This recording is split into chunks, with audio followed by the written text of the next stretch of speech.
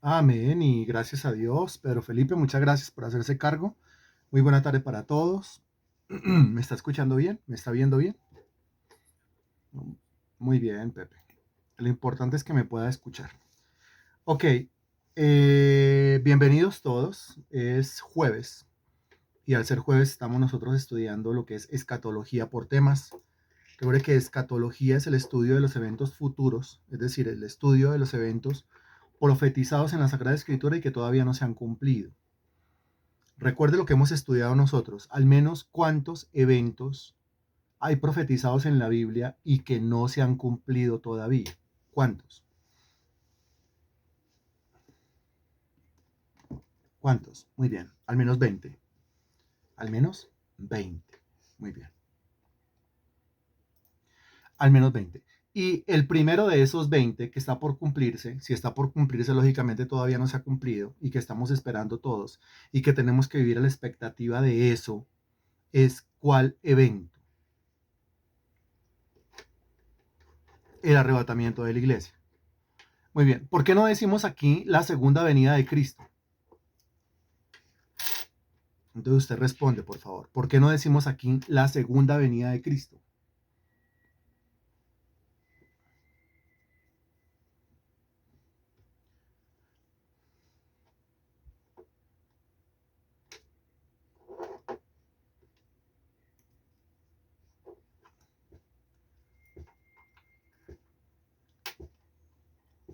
Entonces usted tiene que responder que es que el arrebatamiento de la iglesia y la segunda venida, exacto, Natalia, gracias, porque son dos cosas diferentes.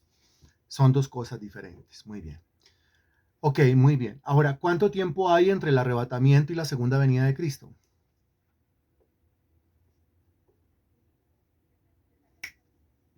Muy bien. De modo que el momento del arrebatamiento exactamente nosotros no lo conocemos, pero a partir del momento del arrebatamiento sí se puede saber con mucha precisión cuándo será el día de la segunda venida. ¿Estamos de acuerdo con esto? Vuelvo y le repito. El momento del arrebatamiento no lo podemos conocer nosotros con absoluta precisión, pero a partir del arrebatamiento de la iglesia sí se puede saber con mucha exactitud y precisión cuándo será el momento de la segunda venida de Cristo.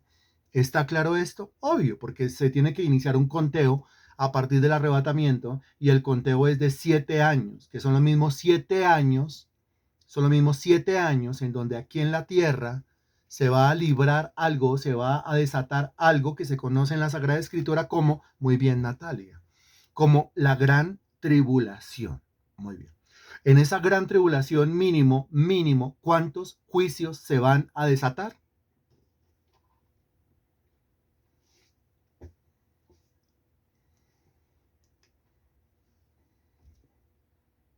Eso es escatología, ¿no? Entonces, en esa gran tribulación mínimo, ¿cuántos juicios se van a desatar? En esa gran tribulación mínimo, espero su respuesta, gracias. Ya se enseñó, pues claro que ya se ha enseñado. Estamos preguntando cosas que ya hemos enseñado. Entonces responda por favor y la pregunta es para todos aquí, para casi 20 personas aquí conectadas. Responda por favor. Gracias, mi amor. Muy bien, 21 juicios. ¿Esos 21 juicios son cuáles? No me tiene que dar el nombre de cada uno de los 21, solamente me tiene que indicar.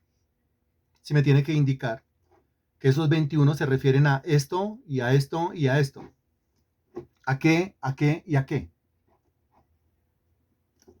Le repito, no me tiene que dar el nombre de cada uno de los 21 juicios. Lo que tiene que hacer es decirme, mire, esos 21 juicios tienen que ver con sellos, con trompetas y con copas, así tal cual, muy bien. Sellos, trompetas y copas, porque son 7 sellos, son 7 trompetas y son 7 copas. Muy bien, excelente. Nosotros estamos esperando es el arrebatamiento de la iglesia. ¿Qué ocurre en el arrebatamiento de la iglesia? Pues que la iglesia es trasladada de la tierra al cielo. En el arrebatamiento de la iglesia el Señor no viene, porque en el arrebatamiento de la iglesia el Señor se acerca o llega ¿hasta dónde? Eso también lo sabe usted, lo hemos enseñado. Llega hasta las nubes, muy bien, hasta ahí llega hasta las nubes. Nuestro encuentro con el Señor será en las nubes. Por eso el arrebatamiento de la iglesia no es como tal un regreso de Cristo o una venida de Cristo, porque hay un punto de encuentro que es las nubes. En el arrebatamiento de la iglesia el Señor no pisa la tierra. En la segunda venida de Cristo el Señor sí pisa la tierra. Muy bien. Ahora regáleme usted las dos diferentes clases de creyentes. A ver, estoy siendo muy claro de lo que ya hemos enseñado. Las dos diferentes clases de creyentes o creyentes en dos diferentes condiciones cuando el arrebatamiento de la iglesia ocurra. De tal modo que a partir de ahí comenzamos a hablar acerca del orden en el arrebatamiento. Entonces, ¿cuáles serán las dos condiciones de los creyentes el día del arrebatamiento? Y de ahí, vuelvo y repito el planteamiento, pues de ahí se da el orden en el arrebatamiento. O sea, primero esto y segundo esto. Creyentes en dos diferentes condiciones. Condiciones. La respuesta, por favor. Entonces, la respuesta de Pedro Felipe, la respuesta de Natalia, la respuesta de Cecilia, la respuesta de Marta León, Dio Esperanza, Germán, María Sánchez, Estefanía, Mario, Liliana, Gloria, bueno, y los que están ahí también, pero que están ahí detrás. Entonces, a ver, yo leo, los que duermen y los que estamos vivos, excelente. Dormidos y los que están vivos. Sí, los que duermen, después los vivos, muy bien. Primero los muertos en Cristo y después los que estén vivos, excelente. Los que duermen y los que estamos vivos, muy bien. Los que durmieron en Cristo, los creyentes que aún quedan vivos. Ok, primero los que duermen, segundo los que están vivos, muy bien. Eso es escatología. Entonces, primero los que duermen, ¿cierto? Por eso la Biblia habla como doctrina la resurrección de los muertos.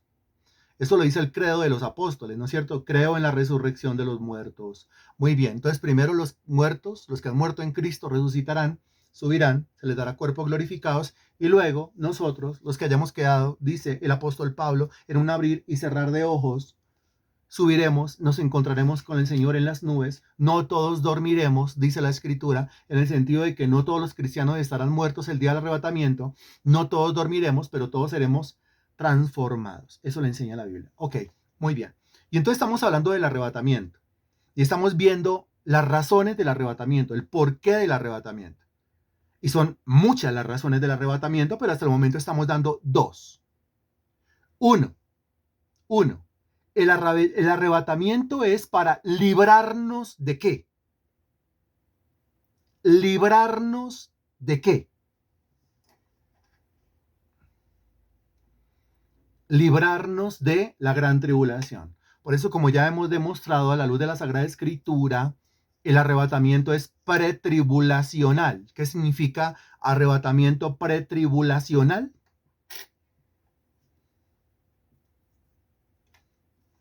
El arrebatamiento es pretribulacional. ¿Qué significa pretribulacional? Pretribulacional significa, muy bien Germán, pretribulacional indica que es antes de la gran tribulación. Pero algunos enseñan que el arrebatamiento es medio tribulacional, o sea que ocurre en la mitad de la gran tribulación. Otros enseñan que el arrebatamiento es post-tribulacional, es decir, que ocurrirá después de la gran tribulación. Según la Sagrada Escritura, ya presentamos nosotros los argumentos correspondientes. El argumento no es ni medio tribulacional ni post-tribulacional, sino que el arrebatamiento es pretribulacional, antes de la gran tribulación. Entonces, la primera razón del arrebatamiento es para sacarnos, para librarnos, para que no pasemos, para que no suframos por los 21 juicios de la gran tribulación. Ok, muy bien. Segunda razón del arrebatamiento, el porqué del arrebatamiento. Es necesario el arrebatamiento para que nosotros seamos conducidos inmediatamente a un escenario. Conducidos inmediatamente a un escenario. ¿Cuál escenario?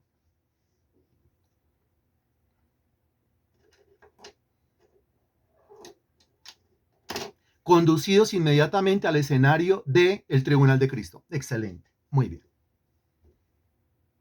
¿Sí? Porque hay el arrebatamiento y arrebátame y ven por tu iglesia, pero ojo, porque el Señor viene y claro, me saca de acá y yo no paso por la gran tribulación, pero sí tengo que pasar por el tribunal de Cristo o el bemá de Cristo en griego. Ok. Ahora, según lo que enseña la Sagrada Escritura, todos compareceremos ante el tribunal de Cristo. Compareceremos. Pero eso no depende de si yo quiero ir o no quiero ir. Porque es primero el arrebatamiento y el resultado del arrebatamiento es que me coloca de pie en ese escenario. Cuando dice todos compareceremos, lo que está indicando es que el que se compromete a que yo comparezca, a que yo esté ahí de pie, a que yo esté ahí parado delante de ese trono, es el mismo Dios. Por eso el Señor dice, es que todos ustedes van a comparecer y van a comparecer porque yo los pondré delante del trono de Cristo. Ahí seremos nosotros juzgados y la base del juicio será ¿cuál? Será ¿qué? Seremos juzgados de acuerdo a qué. Es un juicio que tiene como base ¿qué? Es un juicio que tiene como base, responda por favor, ya reviso el chat, primero espero que usted responda. Es un juicio que tiene como base, a ver, el servicio, muy bien Natalia, el servicio, muy bien Marta León, el servicio, muy bien Pedro Forero, el servicio, muy bien Germán, el servicio, muy bien Marta, el servicio, muy bien Marta, el servicio, muy bien Cecilia, el servicio, muy bien Natalia, el servicio, muy bien María, el servicio, muy bien Gloria. Es un juicio que tiene como base el servicio. Ahora, no puede ser un juicio que tenga como base mis pecados. No puede ser un juicio que tiene como base mis pecados. Por lo tanto, no es un juicio de condenación. ¿Por qué no puede ser un juicio de condenación? Porque los que fueron arrebatados han sido justificados por la fe. Y como han sido justificados por la fe, han sido declarados inocentes. Y como han sido declarados inocentes, Romanos capítulo 8, versículo 1, ahora pues ninguna, regáleme esa palabrita que sigue ahí, ahora pues ninguna, de memoria, si lo buscó en la Biblia perdió, eso tiene que ser de memoria, ahora pues ninguna, muy bien, ahora pues ninguna condenación hay para los que están en Cristo Jesús, los que no andan conforme a la carne, sino conforme al Espíritu. Entonces no puede ser un juicio para condenarme, porque para mí no hay ninguna clase de condenación. ¿Por qué? Pues porque yo he creído en el Señor Jesucristo, me he arrepentido de mis pecados y las partes de mi vida que no están derechas, yo estoy luchando convicto de pecado porque se enderecen. Por eso tiene que ser un juicio que tiene como base el servicio y no un juicio que tiene como base mis pecados para condenarme. Entonces es un juicio que tiene como base el servicio para galardonarme y no es un juicio que tiene como base mis pecados para condenarme. ¿Estamos de acuerdo con esto? Es necesario entenderlo. Porque ya hemos dicho nosotros que hay dos diferentes tronos.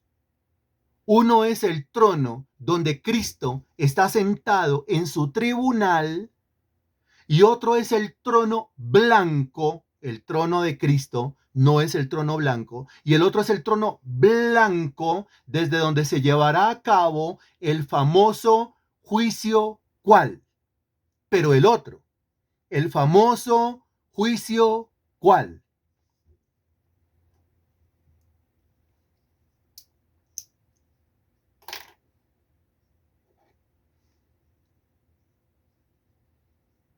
El famoso juicio final. Muy bien. Entonces son dos cosas diferentes, son dos situaciones diferentes, son dos eventos diferentes. Entonces, muy bien. Pero Felipe, muy bien. Juicio final. María Sánchez, muy bien. Edwin, muy bien. Natalia, muy bien. Gloria, muy bien. Mario, muy bien. Germán, muy bien. Entonces son dos cosas diferentes. Ok, muy bien. Hemos dicho también que en ese juicio de los creyentes, porque el uno es el juicio de los creyentes, el tribunal de Cristo, el otro es el juicio de los impíos, o sea, de los no creyentes. Ese es el juicio delante del trono blanco o el juicio final. Son dos cosas diferentes. Pero en ese juicio de los creyentes van a aparecer dos diferentes resultados o dos diferentes conclusiones. Unos serán puntos suspensivos, complete, y otros serán puntos suspensivos, complete. Si me lo puede colocar en la misma línea, yo le agradezco. Los unos serán qué y los otros serán qué. Los unos serán coronados y los otros serán humillados. Muy bien. O los unos serán... Complete, por favor. Muchas gracias. Los unos serán avergonzados y los otros serán coronados. Muy bien. Los unos avergonzados y los otros galardonados. Muy bien. ¿Por qué los unos serán avergonzados? Porque si su servicio a Dios fue un servicio de heno, de hojarasca, de papel, es decir, un servicio tibio, voluntarioso, caprichoso, haciendo siempre lo que ellos querían, cuando querían, y cuando no querían, pues no lo hacían, movidos siempre por su voluntad, por su corazón, por su estado de ánimo, pues es obvio que no hubo un servicio en concreto, no hubo un servicio firme, no hubo un servicio visible. Estos serán avergonzados, estos serán lastimosamente humillados. Pero aquellos que le sirvieron al Señor con el entendimiento, porque la Biblia dice que hay que orarle al Señor con el espíritu, pero también con el entendimiento. Y de la misma manera se habla de la bendición, y de la misma manera se habla de la acción de gracias, y de la misma manera se habla del servicio. Yo tengo que servirle a Dios con mi espíritu, pero también tengo que servirle a Dios con mi entendimiento, en el sentido de que yo tengo que saber qué es lo que Cristo me mandó a hacer, qué fue lo que Cristo me mandó a hacer, y después hacerlo con todas las fuerzas. Ahora, ¿qué fue lo que Cristo me mandó a hacer? Pues el Señor me mandó a hacer exactamente 5 diferentes cosas. Y al hacer esas 5 diferentes cosas, el Señor prometió 5 diferentes tipos o clases de ¿qué? 5 diferentes tipos o clases de ¿qué? Muy bien, 5 diferentes tipos o clases de coronas. De modo que para que yo no ande a la topa tolondra, ¿qué entiende usted por topa tolondra? Para que yo no ande a la topa tolondra. Bueno, pero primero dígame qué entiende usted por esa expresión.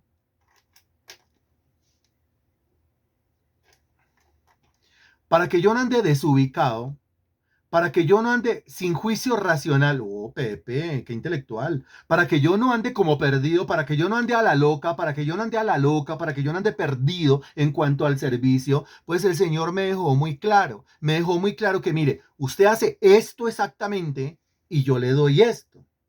Segundo, haga esto, le doy esto. Tercero, haga esto, le doy esto. Cuarto, haga esto, le doy esto. Quinto, haga esto y le doy esto. Ok. Hay una corona que no se cuenta entre esas 5. Esa corona es llamada en el Salmo 103 ¿cómo?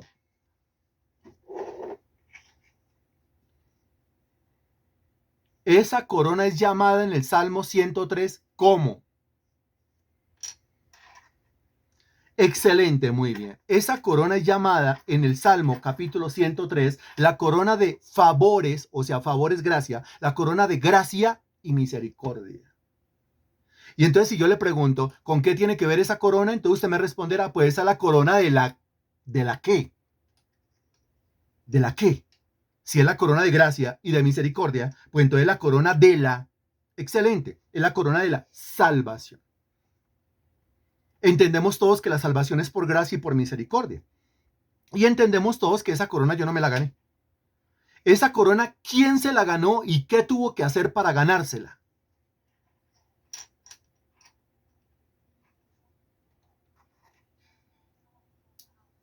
¿Quién se la ganó y qué tuvo que hacer para ganársela? No. Esa corona, ¿quién se la ganó y qué tuvo que hacer para ganársela? Excelente Pedro Felipe, excelente Natalia, excelente María Sánchez, excelente Marta León. Esa corona se la ganó Cristo y lo que tuvo que hacer fue dar su vida en una cruz para ganársela. Ahora, ¿qué hizo con esa corona? Como es gracia, ¿qué hizo con esa corona?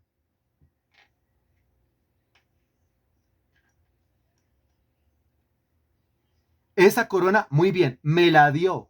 Esa corona me la regaló. Gracia, regalo inmerecido. Esa corona me la regaló.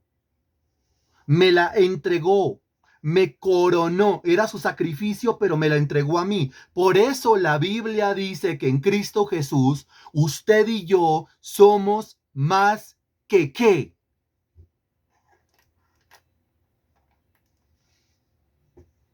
Por eso la Biblia dice que en Cristo Jesús somos usted y yo más que vencedores, pero si esa batalla yo ni siquiera la peleé.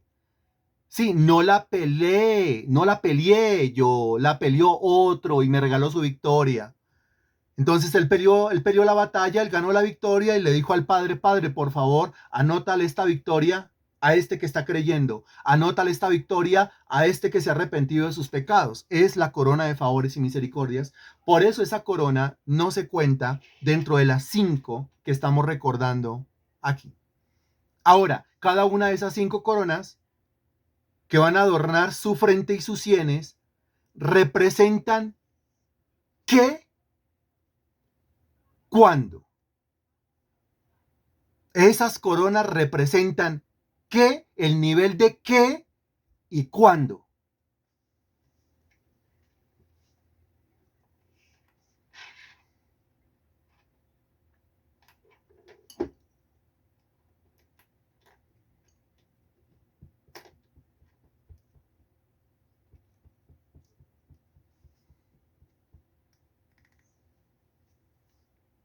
Esas coronas representan el nivel de autoridad en el milenio.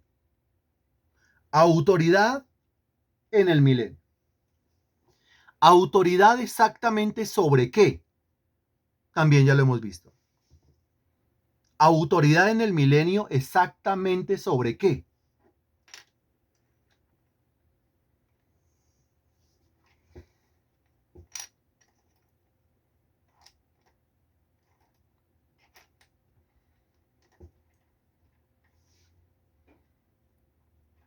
Autoridad en el milenio exactamente sobre ciudades. Muy bien.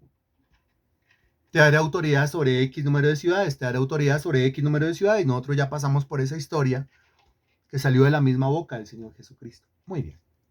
Apenas se acabe el juicio de los creyentes, o sea, apenas se acabe el juicio en el tribunal de Cristo, y la pregunta es, ¿cuánto va a durar el juicio de los creyentes? Pregunta capciosa. ¿Cuánto va a durar el juicio de los creyentes?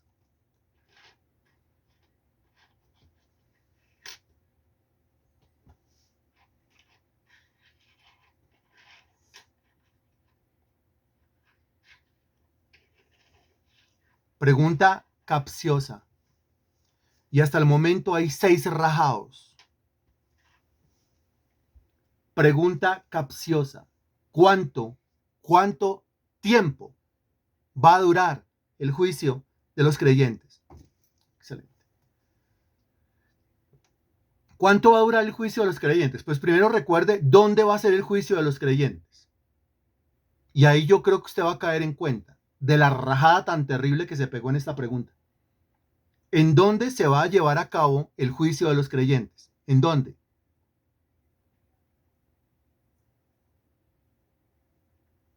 ¿En dónde? El juicio de los creyentes se va a llevar a cabo en el tercer cielo, no en la tierra. La tribulación es en la tierra. El juicio de los creyentes es en el tercer cielo. Ahora, yo le pregunto, ¿cuánto tiempo, según el reloj del tercer cielo, va a durar el juicio de los creyentes? Usted no puede responder 7 años. ¿Por qué? Porque en el tercer cielo, el concepto de tiempo no existe. Allá eso es otro plano, es otro ámbito. Allí solamente existe un concepto y es el concepto ¿Cuál?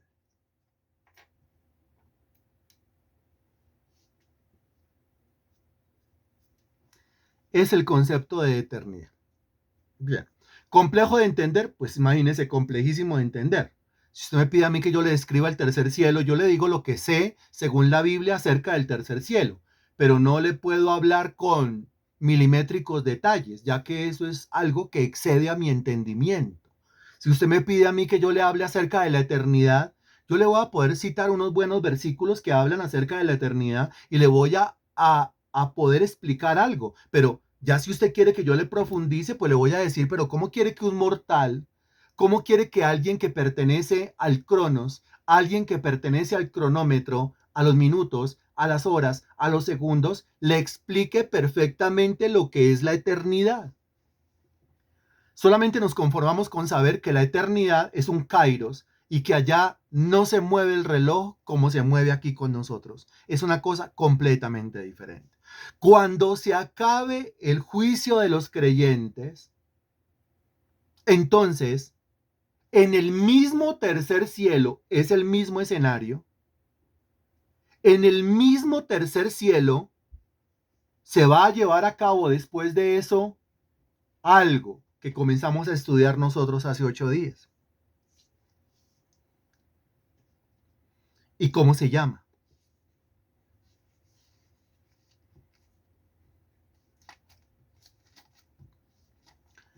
Se llama las bodas del Cordero. Así se llama. Bueno, hasta el momento, ¿qué tal el repaso? De aquí en adelante ya nos conectamos con el tema, pero de ahí para atrás, ¿qué tal el repaso? ¿Cómo le fue en el repaso? ¿Le fue bien, mal, rajado, completamente perdido? ¿Cómo le fue?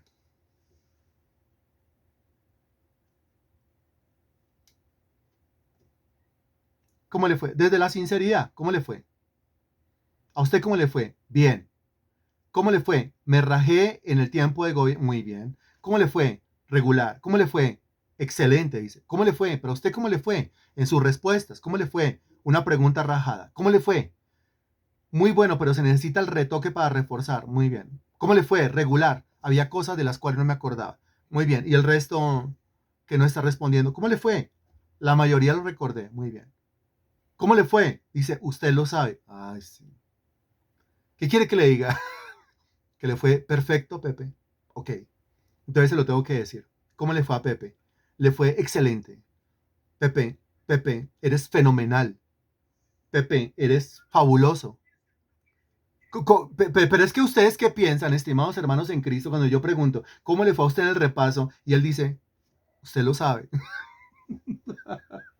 No, sí, Pepe es de verdad muy aventajado. El Señor le ha dado, con todo y sus 257 años que tiene encima, pero el Señor le ha dado una retentiva, un espíritu, una mente, una memoria, una claridad impresionante. Impresionante. Aquí hay entre nosotros un Matusalén intelectual. Aquí hay entre nosotros un tarrado de conocimiento, una volquetada de teología, un furgón, un contenedor lleno de sapiencia bíblica. Eso es Pedro Felipe Forero Galvez. Listo, Pepe. Ya no más, Pepe, ya no más. Y entonces hace 8 días, hablando de las bodas del Cordero, pues comenzamos nosotros a leer unos textos que rápidamente recordamos. Juan capítulo 3, versículo 29 dice, el que tiene la esposa es el esposo, más el amigo del esposo que está a su lado y le oye, se goza grandemente de la voz del esposo. Así pues, mi gozo está cumplido. Okay. Entonces el esposo, la esposa y el amigo del esposo. Muy bien. Pero también vimos nosotros Romanos capítulo 7, versículo 4. Romanos capítulo 7, versículo 4. Y dice, así también vosotros, hermanos míos, habéis muerto a la ley mediante el cuerpo de Cristo, para que seáis de otro, del que resucitó de los muertos, a fin de que llevemos fruto para Dios. Muy bien. Pero también segunda de Corintios, capítulo 11, segunda de Corintios, capítulo 11, bien, versículo 2. Y dice, porque os celo con celo de Dios, pues os he desposado con un solo esposo, para presentarlos como una virgen pura a Cristo. Ok, muy bien. Como una virgen pura a Cristo. Ahora, si está hablando, si está diciendo que la iglesia tiene que tener tanto celo por ella misma, el cristiano debe ser tan celoso de su propia conducta y de su propio comportamiento, que tiene que ser semejante, mire lo que dice ahí, como una virgen pura que en algún momento tiene que presentarse delante de Cristo, que vendría siendo el qué de esa virgen pura. Tiene que presentarse delante de Cristo, que vendría siendo el qué de esa virgen pura. Bueno, tenemos 1, 2, 3, 4, 5, 6, 7 rajados.